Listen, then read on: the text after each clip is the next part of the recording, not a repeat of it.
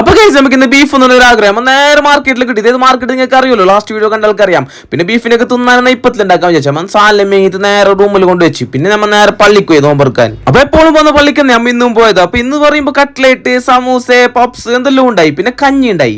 ഇതാണ് ബാംഗ്ലൂർ കഞ്ഞി. ഇത് നമ്മുടെ നാട്ടിലൊന്നും ഇങ്ങനത്തെ കഞ്ഞി കിട്ടല്ലേ. പിന്നെ നമ്മളെ മൈൻ പരിപാടി ബീഫിന്റെ കറി ഉണ്ടാക്കി, കാര്യമായ കറി ഞാൻ ഉണ്ടാക്കിയേ. പിന്നെ ഫുൾ വീഡിയോ നമ്മളെ യൂട്യൂബിലുണ്ട്, യൂട്യൂബിൽ പോയി നോക്കി. നൈപ്പത്തിലാക്കുന്ന മൈൻ ടാസ്ക് നമ്മൾ ഫസ്റ്റ് ട്രൈ ആണ് നമ്മളത്. 2-3 അപ്പം കോള. പക്ഷെ നമ്മൾ തോൽക്കാൻ തയ്യാറല്ലാത്തത് കൊണ്ട് നമ്മൾ വീണ്ടും ട്രൈ ചെയ്ത് കാര്യമായിട്ടുള്ള അപ്പാണ് ഉണ്ടായത്. പിന്നെ ഉണ്ടാക്കിയ അപ്പം ഇങ്ങനെ പൊന്തി വന്ന് ഗൈസ്.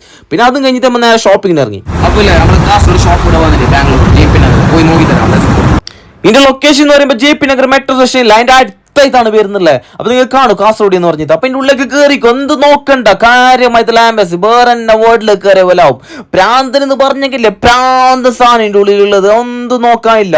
വേറെ എടുക്കാ പോവാ. പിന്നെ നമ്മൾ കുറച്ച് ഡ്രസ്സെല്ലാം എടുത്ത് നോക്കി എങ്ങനെ ഉണ്ടെന്നല്ലോ. പിന്നെ അതിന്റെ അടുക്ക് മുസ്തുന്റെ ബോഡി ഷോയിലുണ്ടായി കണ്ട കാര്യമായ സാധനം. ഡ്രസ്സ് മാത്രമല്ല എല്ലാ ഡ്രസ്സാണെങ്കിൽ പെട്ടെന്ന് വിട്ടോ. അപ്പൊ ഇതും കഴിഞ്ഞിട്ട് നമ്മൾ റൂമിൽ നമുക്ക് ഈ സീന് കാണുന്നത്. അപ്പൊ see you.